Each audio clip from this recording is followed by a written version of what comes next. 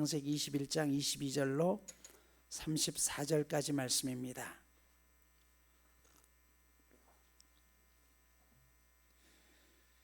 그때에 아비멜렉과 그 군대 장관 비골이 아브라함에게 말하여 이르되 내가 무슨 일을 하든지 하나님이 너와 함께 계시도다.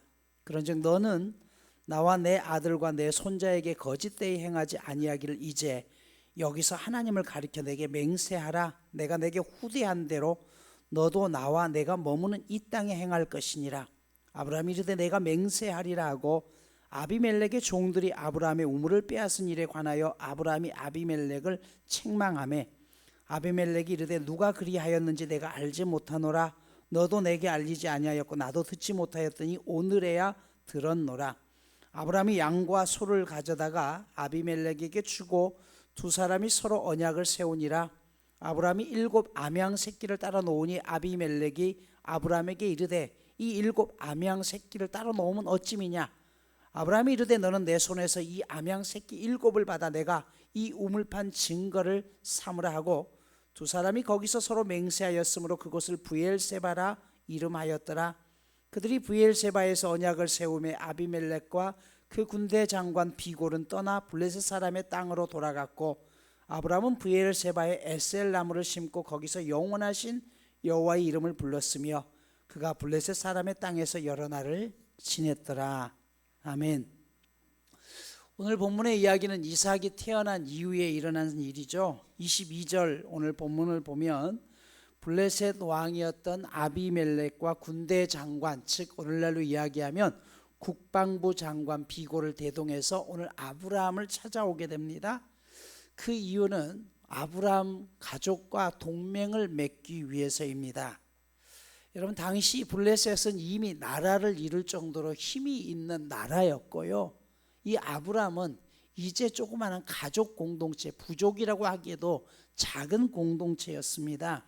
그런데 훨씬 강력한 힘을 가졌던 블레셋 대통령과 그 나라 국방부 장관이 찾아와서 동맹을 맺자고 한 이유가 무엇일까요? 22절에 보면 나와 있죠. 네가 무슨 일을 하든지 하나님이 너와 함께 하신 것을 보았다라는 것이에요. 하나님이 함께 하시는 그래서 아브라함이 두려운 것이 아니라 아브라함과 함께 하시는 하나님의 능력을 믿었다는 것이죠. 블레셋 대통령이 이렇게 말하기까지 하나님을 함께 하셨다는 사실을 알게 되었던 그런 계기가 있을 것 아니에요. 어떤 계기로 이들이 하나님을 알게 되었을까요? 앞에서도 우리가 보았지만 아브라함의 아내 아브라함과 이들이 애굽으로 내려갔을 때 거기서 아내 사라를 빼앗기게 되죠. 그때 바로 이 아비멜렉이 아브라함의 아내를 첩으로 삼으려고 했다가 하나님께서 아비멜렉의 꿈속에 나타납니다. 그래서 그 여인은 남편이 있으니 내보내라 라고 이야기를 하죠. 그리고 그때 그 일로 인해서 그 집안에 불임이 돼버립니다. 그 사건들이 있었어요. 그래서 아비멜렉이 어떻게 해요? 그들을 내보내고 또 그러기 전에 아브라함이 그 가정을 위해서 기도했더니 불임 가정이 다시 아이를 낳을 수 있는 가정으로 바뀌게 된 사건이 있었어요. 이때 이미 하나님이 어떤 분인지를 이들은 체험했습니다. 그런데 오늘 그보다 또 한 가지 중요한 사건이 또 있었습니다. 22절 시작을 뭐라고 했어요? 그때에 라는 단어로 시작합니다. 원문을 보면 바로 그리고 바로 그때에 라고 되어 있어요. 그러면 이때가 언제를 말하는 것이에요? 바로 지난 시간에 말씀드렸던 아브라함과 하나님의 말씀에 의해서 그의 서자였던 하갈과 이스마엘을 내보낸 직후의 사건을 이야기해요. 바로 그때를 이야기합니다. 지난 시간 이삭의 배다른 형이었던 이스마엘이 이삭을 괴롭히는 것으로 인해서 결국은 이스마엘을 내쫓아야 되는 상황 속에 처합니다. 이때 아브라함이 큰 고민에 빠졌다라고 말씀드렸죠. 11절에 보면 아브라함이 그의 아들로 말미암아 그 일이 매우 근심이 되었다라고 이야기를 하고 있는데 여기서 그의 아들이란 이삭을 가르치는 것이 아니라 이스마엘을 말합니다. 이삭이 자기의 친아들이면 분명하지만 이스마엘도 어찌됐든 배달은 아내만 닿지만 사실은 자기의 친아들과 마찬가지였죠. 그를 집에서 쫓아낸다는 것이 인간적으로 쉬운 일이 아니었습니다. 그때 하나님이 아브라함에게 나타나서 말씀하시죠. 네 아이나 네 여종으로 말미암아 근심하지 말고 사라의 말대로 그들을 내보내라라고 이야기해요.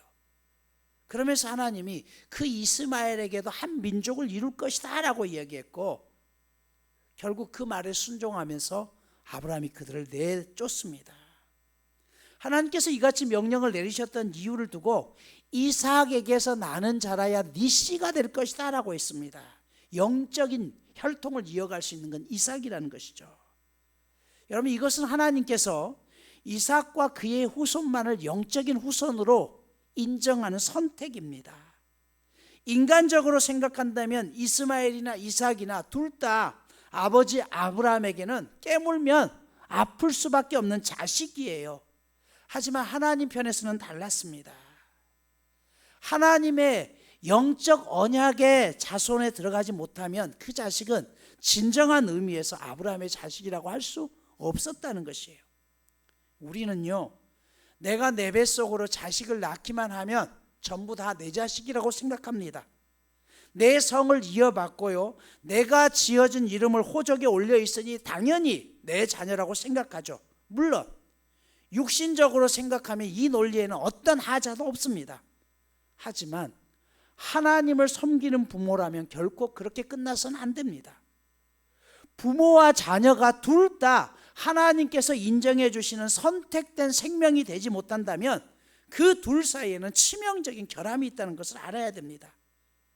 아무리 내 생각에 내 품에 안겨 있는 내 자식 같아도 그 자녀를 진정 하나님의 택하신 언약의 자녀로 키우지 못하면 이미 사탄에게 빼앗긴 것입니다. 오늘 이스마엘이 그렇잖아요. 우리가 육신적인 정에만 만족하다가 그렇게 자녀를 영영 잃어버리는 부모가 될 수 있겠습니까?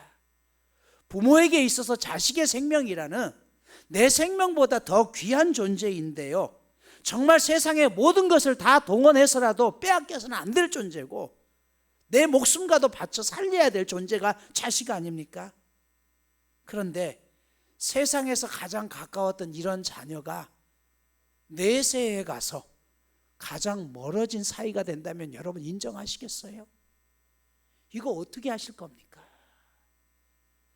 다른 한쪽은 분명히 우리가 하나님을 믿는 자녀라면 천국과 지옥이 있다는 걸 아시잖아요. 인정하셨잖아요. 그래서 여러분들이 이 자리에 나왔잖아요. 그런데 육신적으로만 그렇게 내 자녀를 키우고 영적으로 그들이 하나님의 언약으로부터 멀어졌다니까요. 이스마엘처럼 멀어진 것이에요. 육적인 것으로는 하늘나라를 이어받을 수 없다고 하는데도 우리는 심각하게 생각하지 않아요. 오늘 우리 부모 세대가 가장 큰 문제가 바로 여기에 있어요. 나는 교회를 다니면서도 여러분 그러면서 뭐라고 해요? 내 목숨보다도 아깝다라고, 자식을 사랑한다라고 이야기하는데 그 자녀들이 하나님의 약속에서 언약에서 멀어져 가고 있는데 그건 심각하게 여기지 않아요. 당장 일어나지 않았기 때문에요. 그러다 영영 자녀를 떠나보내고 잃어버릴 수 있다는 걸 왜 생각하지 않습니까? 우리가 목숨 걸고 자녀들을 신앙 안에 키워야 되는 이유가 바로 여기에 있는 것이에요. 이스마엘을 내보내는 아브라함의 심정이 이처럼 비통했습니다. 하지만 그렇게 할 수밖에 없었던 것은 하나님이 그렇게 하라고 명령하셨죠.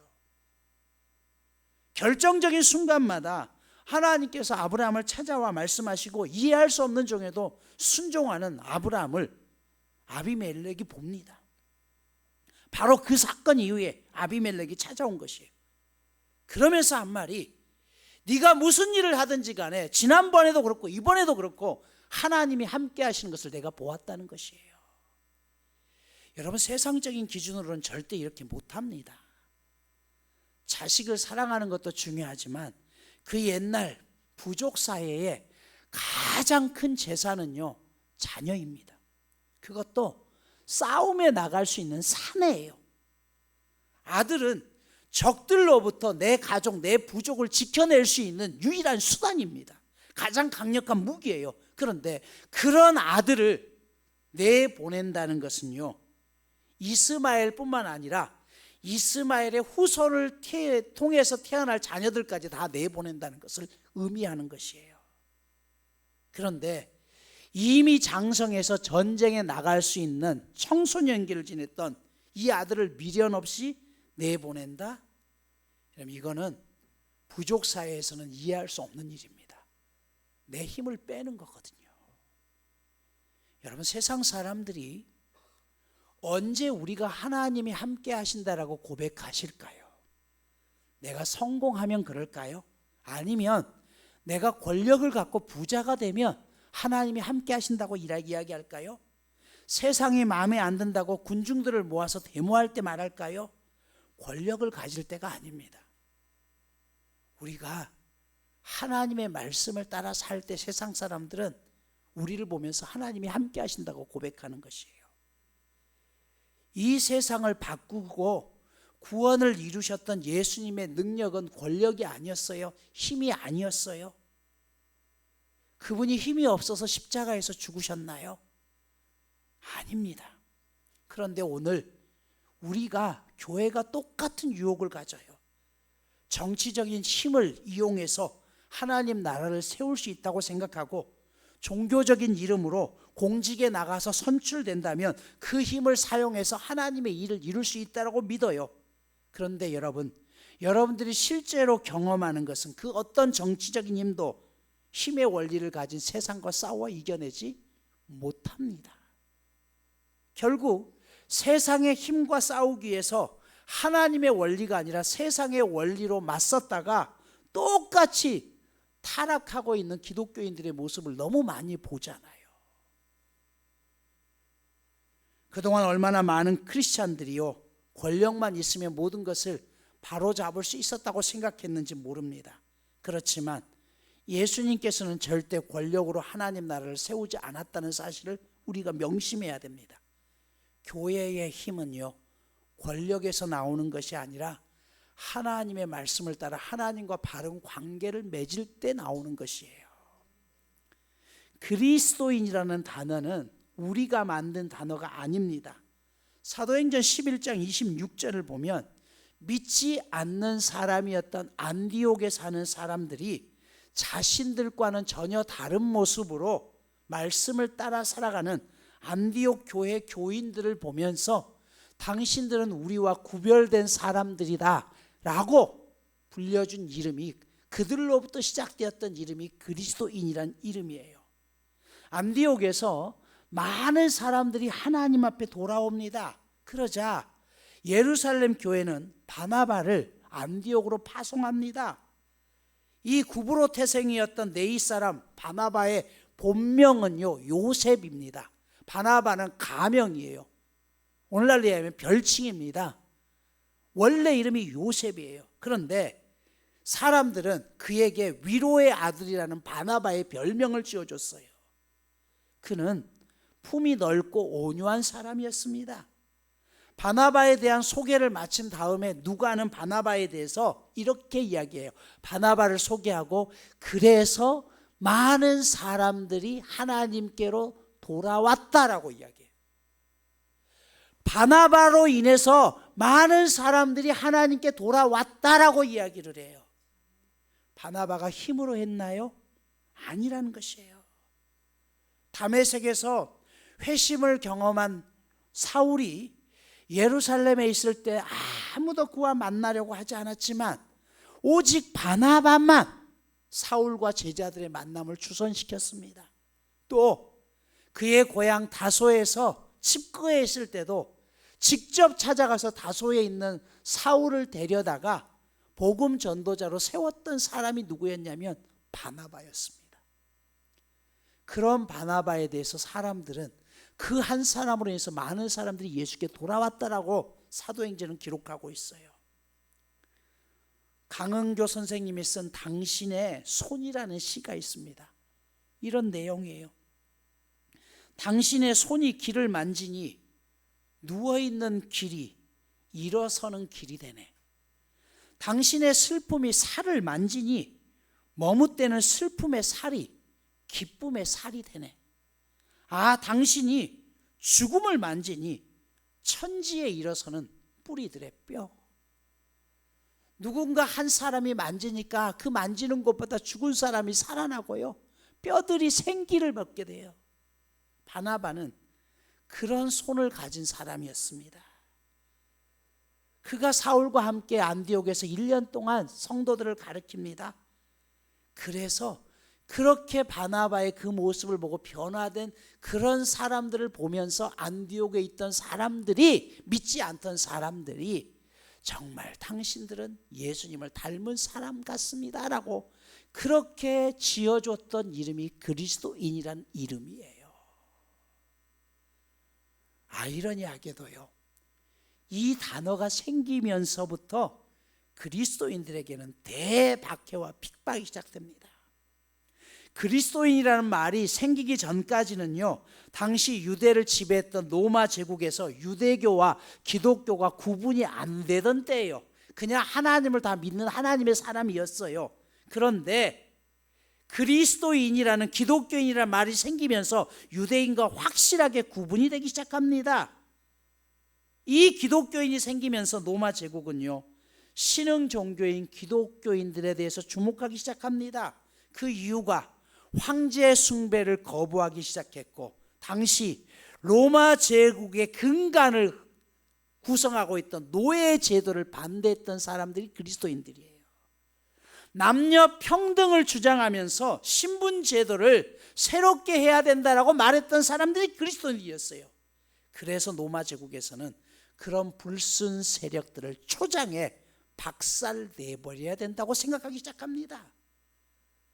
바울의 가장 큰 동역자였던 브리스길라와 아굴라 부부를 추방시켰던 로마 황제 글라우디오를 시작해서 네로 황제를 중심으로 본격적으로 시작되었던 밖에는 이후 250년 동안 기독교인들을 향해서 무자비하게 탄압이 시작되고, 그로 인해서 사도 바울뿐만 아니라 수많은 기독교의 지도자들, 기독교인들이 죽어갑니다. 그럼에도 불구하고 기독교인들은요, 자신들의 그 뜻을 굽히지 않았어요. 여러분, 이것이 기독교인들의 그리스도인이라는 의미입니다. 오늘 블레셋 대통령 아비멜렉을 보십시오. 순간순간 하나님이 함께하는 그 아브라함의 모습을 보면서 두려워하기 시작합니다. 그래서 그가 동맹을 맺고자 오는 것이에요. 우리가 세상에서 볼 때는 아브라함이 힘도 없고 별 볼 일 없는 존재 같았어요. 우리도 그래요. 세상적인 기준으로 보면 별 볼 일 없는 존재 같지만, 그런데요, 우리와 함께 하시는 하나님을 보면서 세상은 두려워하는 것이에요. 나를 두려워하는 게 아니라는 것이에요. 그러니까 내가 권력에 있다고 해서 나를 두려워하는 게 아니라는 것이에요. 아비멜렉이 먼저 말하죠. 23절에 보면 이제 여기서 하나님을 가르쳐 내게 맹세하라는 것이에요. 지금 이 맹세를 주장하는 사람은 아비멜렉이에요. 맹세의 내용이 무엇입니까? 거짓말하지 말자라는 거예요. 어떤 거짓말이에요? 너 아내를 전에 누이라고 속였잖아. 그 거짓말 하지 말자는 거예요. 이제부터 하는 계약 내용에 있어서 추호의 거짓도 하지 말고 진실하게 하자라는 것이에요. 여러분, 믿지 않았던 사람이 오늘 믿는 아브라함을 찾아와서 뭐라고 이야기해요? 거짓말하지 마라고 이야기해요. 지금 우리 시대가 그렇습니다. 세상 사람들은요, 목사를요, 오늘날 먹사라고 이야기해요. 돈이고 음식이고 권력이고 하나님의 이름을 팔아 다 먹어치우는 그런 먹사라고 이야기해요. 이게 오늘 목사를 향한 세상 사람들의 지칭입니다. 목사? 웃기고 있네. 먹사잖아. 똥인지 된장인지 구분도 못하고 다 받아 먹기만 하고 사람들에 대해서 무례하기만 하고 하나님의 이름이라고 하면서 지들 하고 싶은 일 다 하는 먹사. 저도 해당되죠. 이게 세상 사람들이 오늘 우리를 바라보는 기준이에요. 얼마나 우리가 부끄러워해야 되는지 아는 것이죠. 하나님은 거짓이 없는 분인데 우리가 하나님의 이름을 빙자하면서 거짓을 행하고 있다는 것이에요. 그러자 아브라함이 그 앞에서 맹세하죠. 다시는 거짓말하지 않겠다. 그러면서 아비멜렉에게 한 가지 얘기합니다. 너 그렇게 얘기하는데 네 종들이 우리 우물 빼앗았다라고 이야기해요. 여기 빼앗았다는 것은 폭력을 이용해서 강제로 뺏었다는 뜻입니다. 그리고 아비멜렉을 책망합니다. 여러분, 하나님 앞에 당당할 때요, 내가 작지만 큰 권력 앞에서도 당당할 수 있는 것이에요. 우리가 요즘 왜 당당하지 못할까요? 내 스스로 당당하지 못하니까 그러는 거예요. 여기 책망의 의미는요, 핑계하지 못하도록 조목조목 따졌다는 것이에요. 이에 아비멜렉이 대답하죠. 난 그런 일이 있는지 몰랐다. 처음 듣는 사실이다. 그리고 난 다음에 서로 다시는 그런 일이 없다라고 하면서 양과 소를 가져다가 언약을 세웁니다. 27절에 세웠다라는 말은 자르다는 말이에요. 즉 양과 소를 중간을 잘랐다는 것이에요. 이 언약의 의미가 뭔지 아죠? 서로 언약을 깨면 이 양과 소처럼 잘라져서 피를 보고 죽어야 된다는 것이죠. 그런데 오늘 이상한 것은요, 언약을 세우자라고 찾아온 사람은 누굽니까? 아비멜렉이에요. 그러면 재물을 누가 준비해야 됩니까? 당연히 아비멜렉이 준비해야 되죠. 그런데 이 재물을 오늘 누가 준비해요? 아브라함이 준비합니다. 또 아브라함이 언약을 세우고 난 다음에 암, 양, 새끼 7마리를 가져옵니다. 아비멜렉이 물어요. 이 양 7마리는 뭐냐? 그들이 있는 우물 곁에서 말하는 것이에요. 아브라함이 말하는 거예요. 이 우물 내 거야, 우리 거야. 그러니까 이거 건들지 마라고 이야기해요. 그러자 아비멜렉이 오케이 이야기를 하죠. 그러면서 31절에 부엘세바라고 있습니다. 이 부엘세바가 뭐라고요? 맹세의 우물 7개의 우물이라고 말씀드렸어요. 왜 아브라함이 7 암양을 가져다 죽였는지 알 수가 있습니다. 성경에서 7은 완전한 숫자예요. 이 맹세는 완전한 맹세라는 것이에요. 이 말은 깨트리면 안 되는 맹세라는 것입니다. 그런데 맹세할 때 맹세하자고 온 사람이 예물을 내어놓아야 되는데 아브라함이 오늘 예물을 낸 이유가 무엇이에요? 그것은요, 내가 죽고 난 이후에라도 이 암양으로 값을 치렀으니 이건 건들면 안 된다는 거예요. 지금 아브라함이 있는 땅이 블레셋 땅이거든요. 하지만 이거 우리 거야. 이거 너희한테 분명하게 우리가 허락받은 거야. 그러니까 내가 죽고 난 다음에 내 후손들이 여기 있더라도 니네 거라고 소유할 수 없다는 것이에요. 왜? 이미 이 7 암양을 통해서 값을 치렀기 때문에 이건 누구 거다? 내 거다라는 거예요. 등기를 치는 겁니다. 여러분, 값을 치를 때 내 것이 되는 거예요. 하나님께서 우리에게 값없이 은혜를 주셨습니다. 그런데 정말 값이 없었나요? 아니요.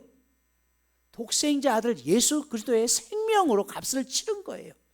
그러기에 그 계약은 영원히 깨질 수 없다는 것입니다. 지난 시간 하갈이 광야에서 방황하면서 발견했던 우물이 바로 이 우물이기도 합니다. 아브라함이 파놓았던 이 우물을 자식이 먹고 살아요. 내가 뿌린 씨앗은요, 결국 내 자식이 먹을 수밖에 없습니다. 그래서 부모가 무슨 씨앗을 뿌리는가 중요한 것이에요. 오늘 말씀을 마무리합니다. 33절 보면 아브라함이 맹세를 한 그 땅에 에셀 나무를 심고 영원하신 여호와의 이름 앞에 예배합니다. 에셀 나무는요, 상수리 나무과에 속한 나무로 광야에서 잘 자라는 나무입니다.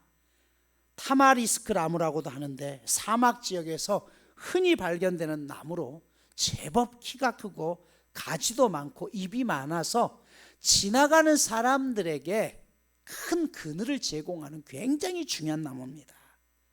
그런데 이 에셀 나무는요, 흡수한 물 가운데서 수분을 사용하고 염분을 따로 나뭇잎에 배출한다고 하죠. 그래서 이 에셀 나무의 잎이 소금가루들로 뒤덮여 있는데 그 결과 그 주위의 온도가 훨씬 더 떨어진다고 합니다. 무더운 사막을 지나가는 사람들에게 단순한 그늘만 제공하는 것이 아니라 다른 지역보다 더 온도를 차갑게 함을 통해서 무더위에 지친 사람들이 쉴 수 있는 가장 좋은 그늘을 제공하는 게 에셀 나무라는 것이에요. 그러므로 여러분, 아브라함이 여기에 에셀 나무를 심었다는 것은 단순한 나무를 심은 것이 아니라 이러한 철저한 계산을 가지고 심었다는 것입니다. 아브라함은 자신과 가족들, 집안 사람 모두를 위해서 에셀 나무를 심었겠지만 그보다 더 중요한 목적이 있었습니다. 그곳을 지나가는 나그네들을 위한 배려까지 했다는 것이에요. 브엘세바는 실제로 남북을 연결짓는 요충지입니다. 북쪽 산악 지적이 시작되는 지점이고 남쪽에 있는 네게부 광야가 시작되는 지점이에요. 이곳에 항상 나그네들이 많이 드나들기 때문에 아브라함은 그곳을 지나가는 사람들에게 시원한 그늘을 제공하기를 원했던 것입니다. 그리고 이 나무의 수명이 굉장히 깁니다. 그 나무를 통해서 이 아비멜렉과 맺었던 언약이 영원하다는 것을 사람들에게 공개적으로 보여주기를 원했던 것이에요. 기념 식수인 것이죠. 영원하신 여호와의 이름을 불렀다라고 이야기를 합니다. 이 말은 계약 내용을 올렸다, 그런 뜻이기도 합니다. 반면 하나님 없이 육신적인 만족으로 살아갔던 이스마엘은 언제나 남을 죽이고 그 죽임을 통해서 얻어야 되는 활 쏘는 자의 삶을 살아갑니다. 활을 잘 쏘는 민족이라고 있죠. 여러분, 내가 활을 잘 쏘면 쏠수록 그 화살에 더 많은 사람들이 죽어갑니다. 남을 철저히 짓밟으면 짓밟을수록 내 이름은 높아지지만, 나는 강해지지만 주위의 사람들은 다 죽어갑니다. 세상은 그런 사람을 영웅이라고 할지 모르겠어요. 그러나 에셀나무를 심고 영원한 하나님의 이름을 부르는 사람은 생명을 죽이는 것이 아니라 사람을 살리는 일입니다. 그것은 바보 같은 일입니다. 그런데 그런 사람들이 세상을 정복하는 것이에요. 꽃밭에서라는 동요를 아시죠? 아빠하고 나하고 만든 꽃밭에 채송아도 봉송아도 한창입니다. 아빠가 메어놓은 새끼줄 따라 나팔꽃도 어울리게 피었습니다. 여기 어울리게라는 표현을 보세요. 채송아나 봉송아에 비하면 나팔꽃은 훨씬 화려합니다. 그런데 소박한 꽃과 피어있는 이 나팔꽃을 향해서 어울리게 피었다라고 이야기해요. 여러분, 어울린다는 것은 여럿이 함께 섞인 모양새가 격에 맞아 더 아름답게 보여진다는 것이에요. 그 속에는 독주나 독차지에 대한 욕망이 없습니다. 자기가 최고라고 하는 자부심도 없습니다. 어울림은요, 자기 몫을 누리되 다른 사람의 자리를 빼앗지 않는 것을 의미합니다. 눈에 띌 정도로 화려한 버섯은 대부분 독버섯입니다. 사람도 마찬가지입니다. 남들 앞에서 자기를 과시하고 온갖 치장을 하는 사람일수록 남과 어울리기 어려운 사람입니다. 오늘 우리는 어떤 사람이 되어야 될까요? 교회의 힘은 세상을 떠나서 나오는 것이 아닙니다. 오히려 세상 속에서 자신을 더 낮추고 진정 사람들을 살리는 일을 할 때 세상은 우리를 다시 우러러볼 것입니다. 우리가 꿈꿔야 될 우리의 모습입니다. 이번 주 미션입니다. 명절 맞이해서 친정이나 시댁 가고 많은 사람들을 만날 텐데 여러분들이 먼저 섬겨주십시오. 여러분들이 한 번 더 설거지해 주시고 한 번 더 치워주시고 한 번 더 차 한 잔 사시고, 그래서 혹시 믿지 않는 친척들이 있다면 여러분들이 먼저 가서 더 섬겨주시고 애써주실 때 그분들은 여러분의 그 모습을 통해서 하나님을 보게 될 것입니다.